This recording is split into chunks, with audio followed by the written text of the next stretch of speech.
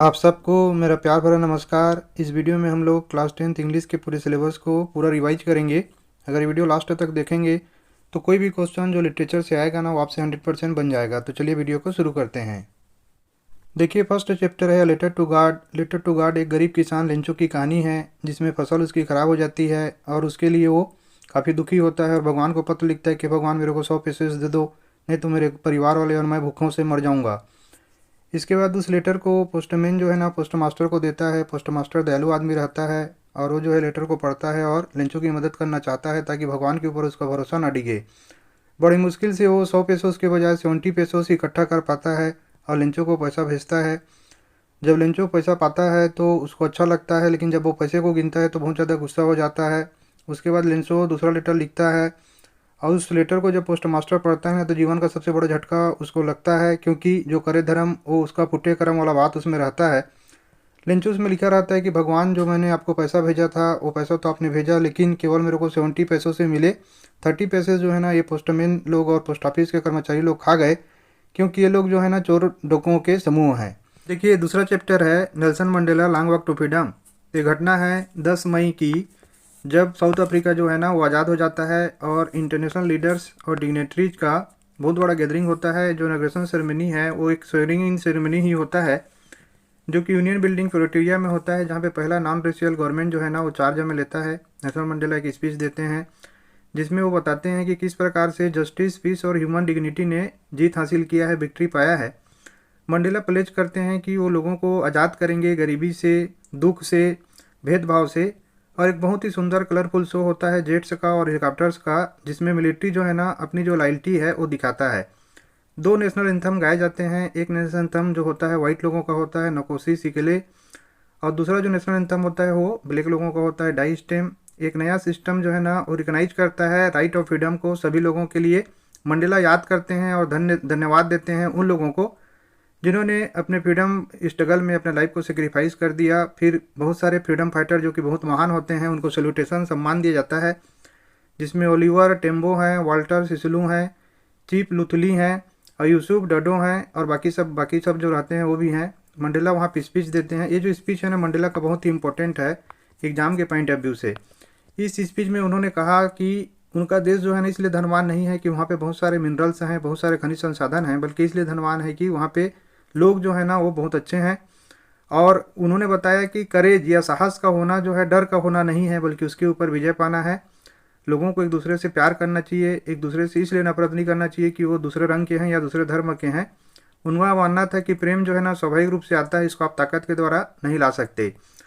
उन्होंने ये भी कहा कि लोगों को बैलेंस करना चाहिए अपने परिवार के ड्यूटी में और अपने कम्युनिटी और कंट्री के लिए जो उनका सेवा रहता है या ड्यूटी रहता है उसमें। उनका मानना था कि जो काले लोग थे उनके साथ बुरा व्यवहार होता था और उनकी ड्यूटीज को करने के लिए उनको सही मौके नहीं मिलते थे। मंडेला के अनुसार जो आज़ादी है, फ्रीडम है, उसके बहुत सारे भाग होते हैं। जैसे एक बच्चा है उसके लिए दौड़ना खेलना आज़ादी है, एक एडल्ट के लिए उसकी ज़रूरतों को पूरा करना, अपने लिए अपने परिवार के लिए उसके लिए आज़ादी है। लेकिन जो वास्तविक आज़ादी होता है ना उसका मतलब होता है कि सभी लोगों के लिए समान अधिकार रहें। नेल्सन मंडेला ने अफ्रीकन नेशनल कांग्रेस को ज्वाइन किया था क्योंकि वो चाहते थे कि लोग जो है ना इज्जत के साथ और सम्मान के साथ जिएं। वो चाहते थे कि जो ऑपरेसर है दुख देने वाला है और जो ऑपरेस्ड है दुख पाने वाला है वो दोनों के दोनों आज़ाद हो जाएं। इसके लिए उन्होंने कहा था कि धैर्य और दृढ़ता, पेशेंस और परसिवरेंस, वो जो अनुशासन के साथ में अगर वो गाइडेड हो तो सिस्टम जो है ना उसको ये रिजल्ट जरूर देगा। इसके बाद देखिए टू स्टोरीज अबाउट फ्लाइंग है। इसमें है हिज फर्स्ट फ्लाइट। इसमें एक सीगुल होता है, उसके परिवार में 6 लोग होते हैं। यंग सीगुल जो है ना वो उड़ने से डरते रहता है। उसके परिवार वाले उसके लिए चिंतित रहते हैं क्योंकि वो डर रहा है उड़ने से और साथ ही साथ उसको खाना कौन खिलाएगा करके, तो उसको लोग प्रवोक करते हैं।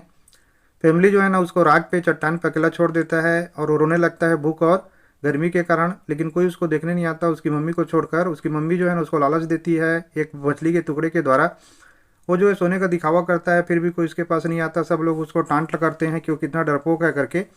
उसके बाद यंग सीगुल जो है ना वो डाइव कर लेता है एक फिश को पकड़ने के लिए ताकि वो खुद खा सके, और उसके कारण जो है ना वो अपने पंखों को फैलाता है। जब वो आकाश में रहता है तो फिर वो धीरे धीरे डाउनवर्ड अपवर्ड ना उड़ना सीख जाता है।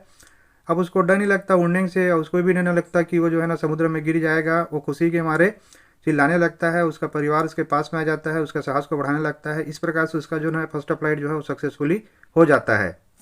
अब इसके बाद द ब्लैक एरोप्लेन है। इसमें क्या होता है, एक रात की बात है जब क्लियर स्काई होता है, शाइनिंग स्टार्स होते हैं। जो आथर होते हैं अपने परिवार से मिलने के लिए ब्रेकफास्ट में जाना चाहते थे।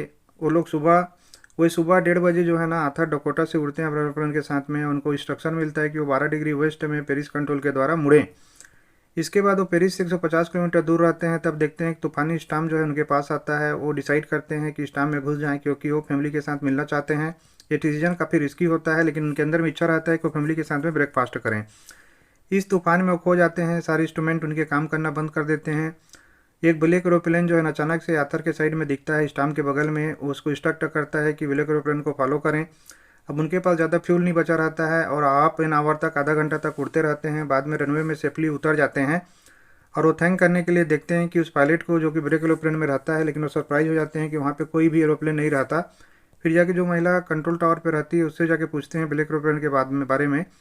वो महिला हंसती है और रिप्लाई करती है नेगेटिव में कि इस प्रकार का कोई प्लेन नहीं है। तो आश्चर्य में हो जाते हैं, उनके पास कोई एक्सप्लेनेशन नहीं रहता कि किस प्रकार से एक ब्लैक एरोप्लेन जो गायब हो गया उसने उनके जीवन को बचाया। अब नेक्स्ट है फ्रॉम द डायरी ऑफ एने फ्रैंक। इसमें देखिए एने फ्रैंक जो है ना हॉलैंड की रहने वाली थी। जब हिटलर ने वहाँ पे इन्वेट किया, उसके मम्मी पापा उसको और उसकी बहन को छोड़कर चले जाते हैं उसके ग्रैंड माँ के पास में। उसको 13th बर्थडे पे एक गिफ्ट मिलता है जो कि एक डायरी होता है। वो उसका नाम किटी रख देती है। उसको बेस्ट फ्रेंड बना लेती है अपने अकेलेपन में।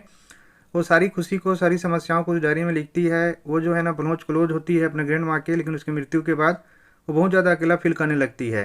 वो बहुत दिनों तक बचने के लिए छुप के रहती है और वो जो है समोस्ट टीचरों की बहुत प्रिय स्टूडेंट रहती है। लेकिन केवल मिस्टर किसिंग जो है ना, जो गणित पढ़ाते थे, मैथ से पढ़ाते थे, उनको बहुत ज़्यादा टॉन्ट करते थे क्योंकि ये बहुत ज़्यादा बोलने वाली होती है। वो कई बार उसको पनिश करते हैं एक्स्ट्रा होमवर्क देकर। एक बार वो होमवर्क देते हैं उसको एक ऐसे के लिए जिसमें टॉपिक होता है quake.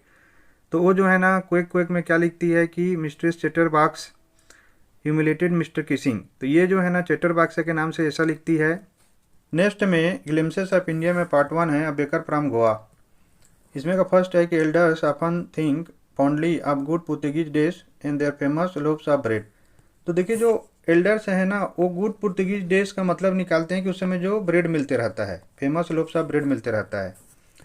The age old furnaces still bake those bread. The third and the jingle of the bakers bamboo announcing his arrival can still be heard in some places even today. These bakers are known as poder in Goa. The children went to meet and greet him. They launched for bread bangles and a sweet bread of special make. Marriage gifts were meaningless without the sweet bread known as bowl. तो देखिए इसको भी MCQ में पूछ सकता है कि marriage gift में जो ब्रेड दिया जाता है उसका नाम होता है बोल, BOL. The lady of the house must prepare sandwiches on the occasion of her daughter's engagement. Cakes and bolinas are a must for Christmas and other festivals. देखिए और एक वहाँ पे जो ब्रेड है ना वो है भोलिनास, इसको भी याद रखिएगा। The presence of the baker's furnace in the village is absolutely essential. The bakers in the old days used to wear a dress known as the कबाई। तो देखिए उस समय जो बेकर का ड्रेस होता था ना वो होता है कबाई। याद रखिएगा क्या होता है कबाई। इसमें नेक्स्ट है कि baking was quite a profitable profession in the old days. और लास्ट है the baker and his family always looked happy and prosperous.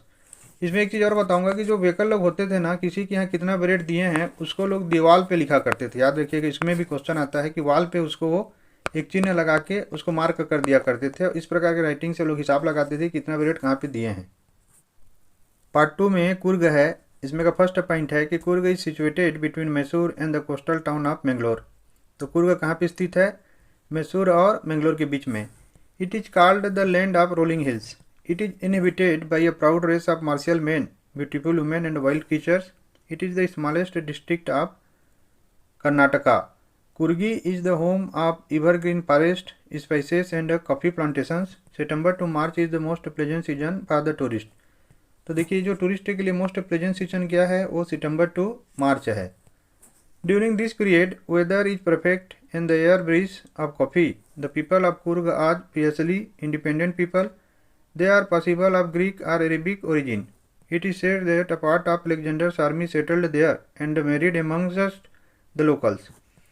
Their long black coat with an embroidered waist belt kupiya resembles the kupiya worn by the Arabs. तो देखिए अरब लोग के साथ में उनका जो ड्रेस है ना कुपिया है ना, अरब लोग क्या पहनते हैं कुपिया, उसके कारण से उनका ड्रेस मिलता है तो ऐसा लगता है कि वो अरब के डिसेंडेंट हैं। या उनको ये भी माना जाता है कि वो अलेक्जेंडर के आर्मी के एक छोटे से हिस्सा जो वहाँ पे बस गया था और लोगों के बीच में शादी किया, उसके डिसेंडेंट हैं। Coorgi homes are known for their hospitality. The Coorg regiment is one of the most decorated in the Indian army.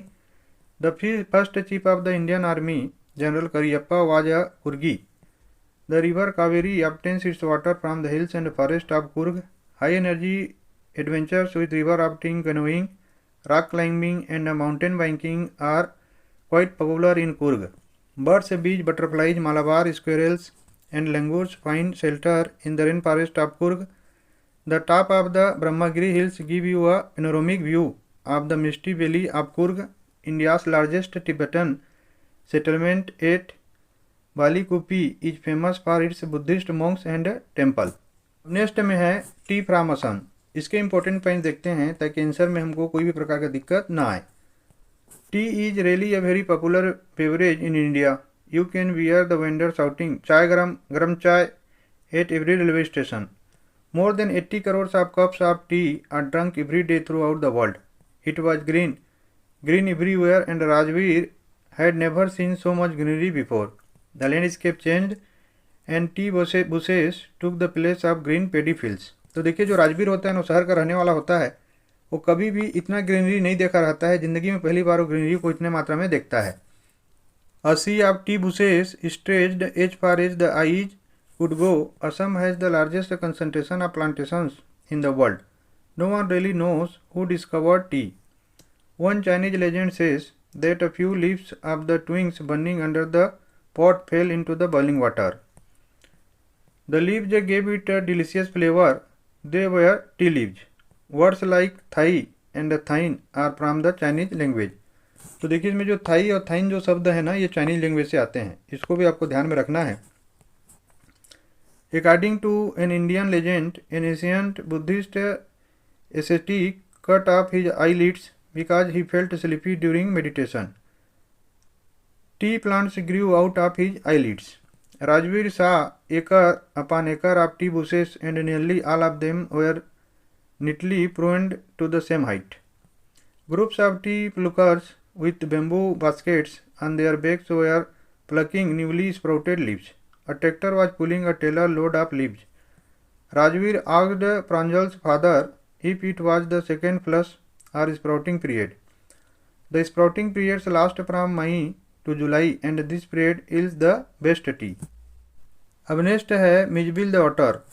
इसमें का फर्स्ट पॉइंट है कि after the death of his dog the author decided to keep an otter as his pet. तो देखिए कुत्ते की मौत के बाद उन्होंने ऑटर को स्वीकार किया अपने पेट के रूप में। As per his friends suggestion he got an otter from Tigris marshes. The author felt that coming of the otter started a new page of his life. The otter first appeared as a small dragon. He was coated with mud. He took a jot of time and effort for the author to remove the dust. The author loved to play with water and could not stand still in front of it. He also loved to play with the rubber ball. Marble toys were his favorite.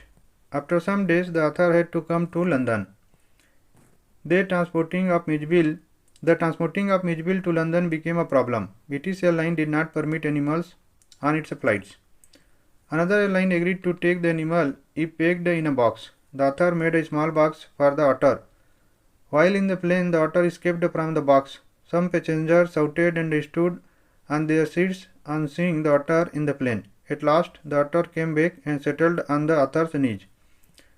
तो देखिए क्या होता है, plane में जो otter होता है ना, वो बाहर निकल जाता है, जिससे जो पैसेंजर होते हैं प्लेन के वो डर जाते हैं और चिल्लाने लगते हैं।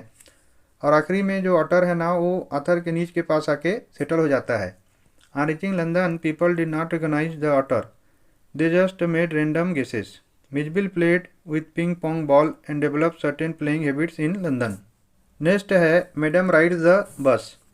इसमें का फर्स्ट पॉइंट है कि the story is about an 8-year-old girl. तो याद रखिएगा उसका उम्र कितना होता है, 8 ईयर होता है, और नाम होता है वेली, पूरा नाम होता है Velamma. She was very curious to know about things. Her favourite pastime was to stand at the front doorway of her house and see what was happening in the street outside. She would watch the bus that passed every hour from her village to the nearest town. She developed a desire to ride the bus. This became her deepest desire. तो देखिए बस में सवारी करना उसकी सबसे दृढ़ इच्छा होती है। Valli found out the details of the bus journey by listening carefully to the conversations between her neighbours and regular bus users. She came to know that the town was just 6 miles from her village and the fare for the bus journey was 30 paise one way. The trip took 45 minutes. Veli planned her visit to the town. She saved 60 paise for the fare. Finally, one day she took the 1 o'clock bus to the town. Veli was very happy to have got into the bus. On the way to the town, Veli saw a cow running right in front of the bus. She clapped as the cow kept on running towards the bus despite the continuous honking by the driver. तो देखिए रास्ते में एक काऊ जो है ना उसके साथ में और आगे में दौड़ते रहती है, उसको देख के उसको बड़ा मज़ा आता है। Valli did not get off the bus when it reached the town. She also decline the offer of a cold drink by the conductor. देखिए वेली जो है ना एक मेच्योर्ड गर्ल टाइप का व्यवहार शो करती है। जब उसको ऑफर देता है कंडक्टर कोल्ड ड्रिंक के लिए तो उसको एक्सेप्ट नहीं करती और न ही वो बस से नीचे उतरती है। On the return journey she saw the same cow lying dead by the roadside. This unpleasant sight made her very sad. The bus reached the village at 3:40. She ran straight for her home after getting down the bus. Her mother did not come to know about her journey. अब इसमें next है the sermon at Banaras. This lesson is about the life of Gautam Buddha who was born in lawyer family as Siddharth. तो देखिए गौतम बुद्ध एक royal family में पैदा हुए रहते हैं सिद्धार्थ के नाम से। He was sent to study Hindu scriptures and later married a princess. Once he saw a sick man, a old man, a funeral procession and a monk begging for money. तो देखिए 4 चीज़ें उनके जीवन को बदलती हैं ना, सिक man, old man, funeral procession और एक भिखारी जो कि भीख मांगते रहता है। These sights moved him and he went to search for enlightenment. He started meditating under a peepal tree and got enlightened after 7 days and became known as the Buddha. He preached his first sermon at Banaras.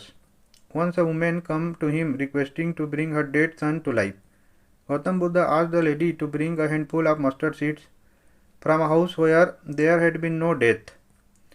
The lady moved from one house to another, but she could not find a single house where no one has lost a child, husband, parent or friend.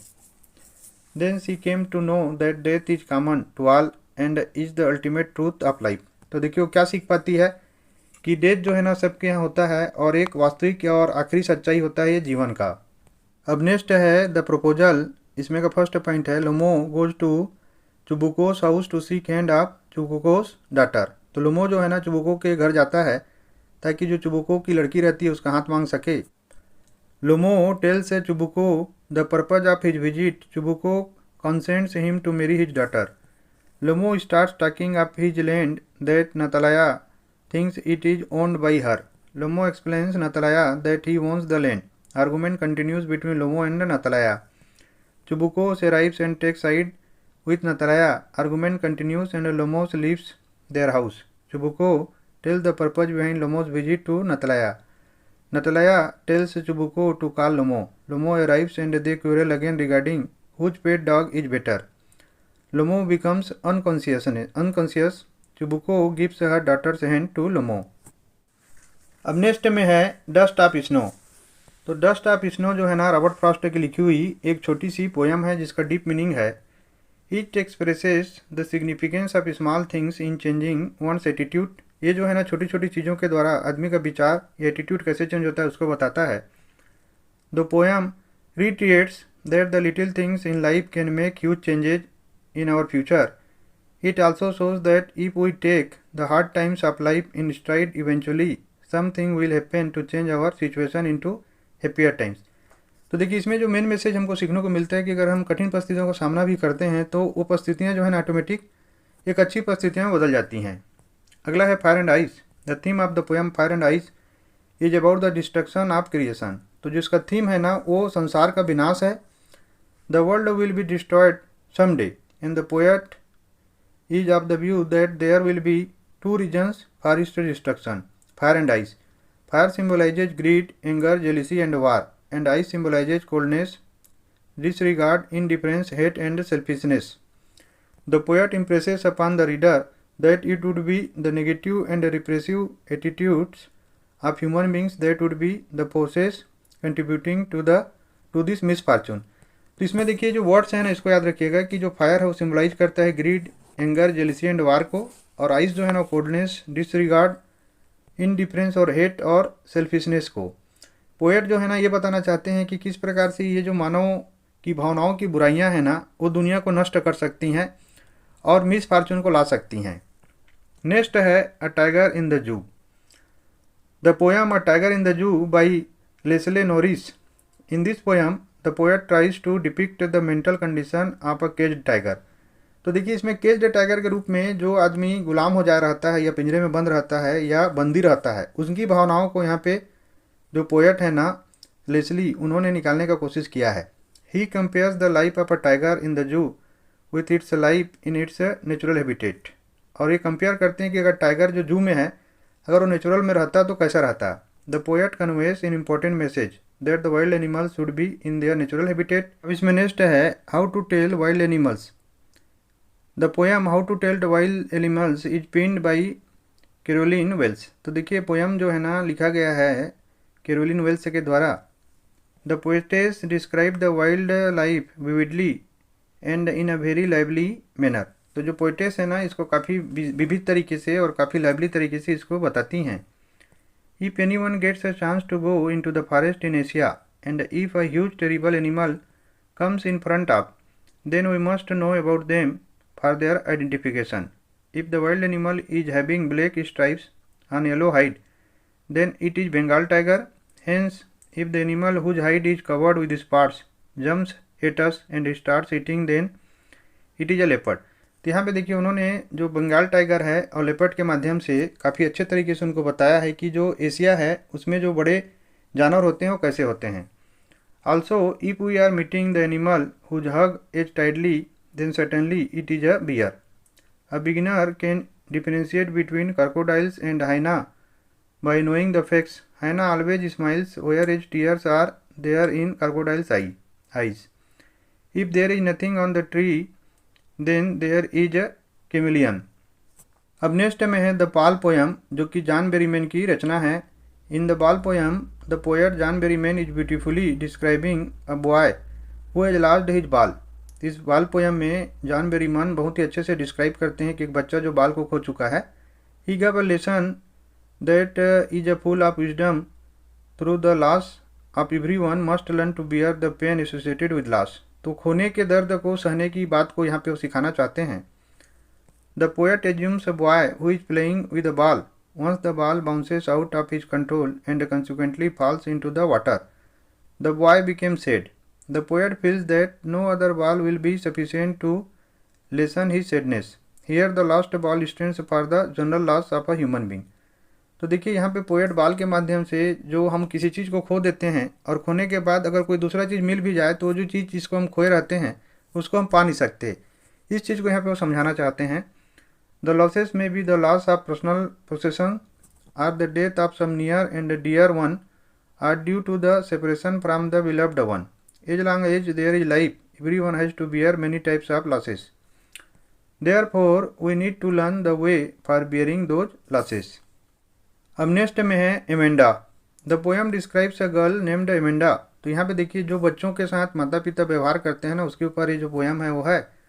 यहाँ पे जो लड़की जिसका नाम इस poem में है वो है Amanda and her mother who is nagging her for her mistakes. और मम्मी उसको डांटती रहती है उसकी गलतियों के लिए।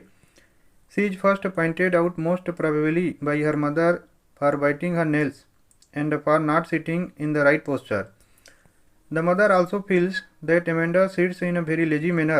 To this, Amanda imagines herself as a mermaid who lives a calm and relaxing life in the beautiful green sea. Further, she nagged for not cleaning her room and shoes, and also for not doing her homework.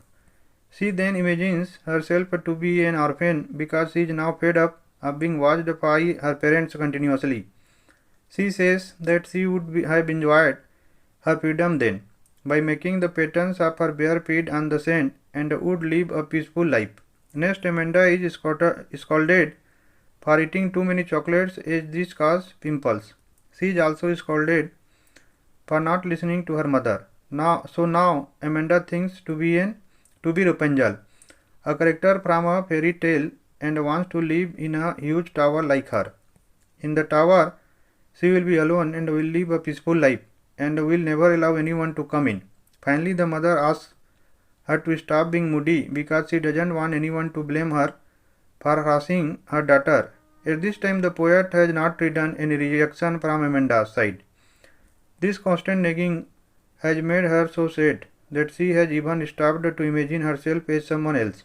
She used to do so in order to escape from the continuous harassment and dominance of parents. तो देखिए इसमें क्या है ना, जो parent के द्वारा लगातार नेगिंग किया गया रहता है रोमेंडा के ऊपर, तो अलग अलग चीज़ों को वो कल्पना करती है, कभी रपंजल बनती है, कभी और चीज़ के लिए कल्पना करती है, लेकिन लास्ट में यहाँ पे पोएट ने ना किसी चीज़ को नहीं लिखा है उसके रिएक्शन को। उसका कारण क्या था कि वो इससे परेशान हो गई रहती है कि जो इस प्रकार से उसको डांटा गया रहता है, और उसका इमेजिनेशन भी इससे ख़त्म हो जाता है।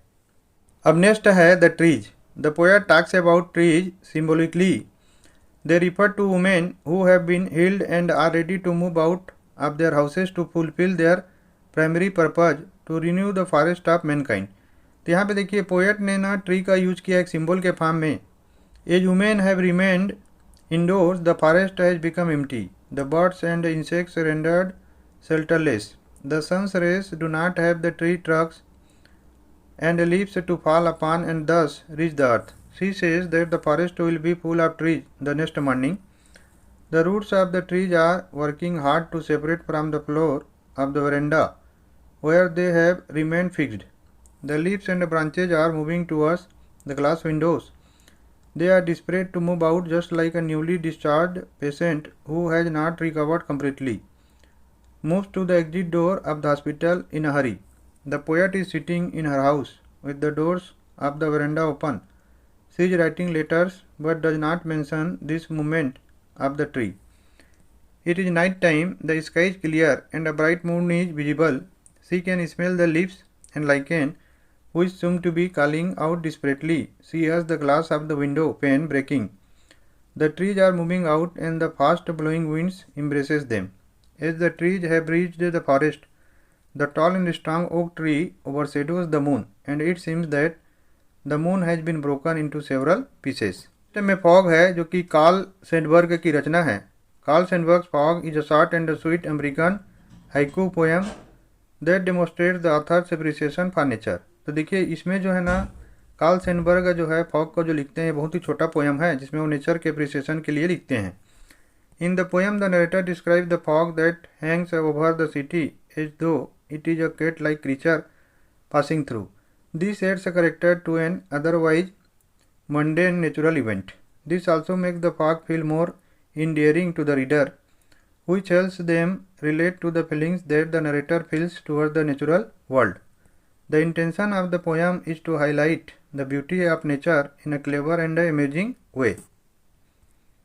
नेक्स्ट है the tale of Custard the dragon. Ogden Nash की रचना है। The tale of Custard the dragon is a funny poem that tells the story of a little girl Belinda and her pets. इसमें Belinda और उसके जो pets हैं ना उसके ऊपर एक पोएम है। Belinda lives with her little pets a kitten a mouse a dog and a dragon in her little house. Belinda and all her pets except the dragon have been described as very brave creatures. Even the mouse and the kitten have been shown to be so brave that they can chase lions, but the dragon is such a coward that is always looking for the safety of a cage. The dragon, however, surprised everyone with his heroic act of killing a pirate who had come to Belinda's house and meant harm to her and her pets. All the bravery of Belinda and the rest of her pets failed, and they ran screaming for help, but the dragon, whom everyone thought was a coward, rescued them from the pirate.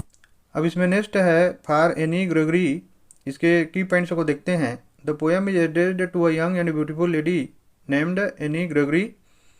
Her hair is honey coloured or blonde. तो देखिए यहाँ पे जो poem है ना वो एक ladies के लिए, खूबसूरत लेडीज़ के लिए लिखा गया है जो कि है एनी ग्रेगरी। और उसके जो बाल होते हैं ना हनी कलर्ड होते हैं।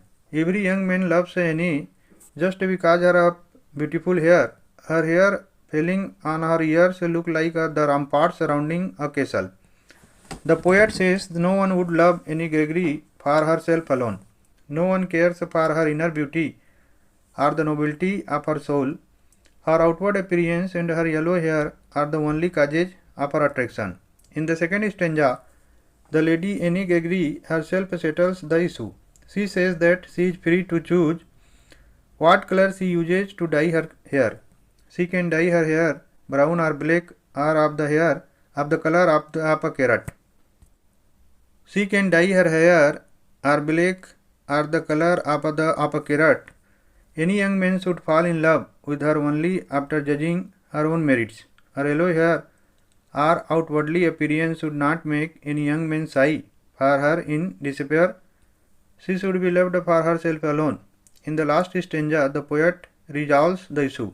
The poet quotes a religious text. It is beyond human beings not to be attracted by physical appearance or beauty. Human beings can be easily swayed by beautiful yellow hair and outwardly appearance. Only God has the ability to withstand the temptations of physical beauty. Men without God's strength simply can't look beyond physical appearances.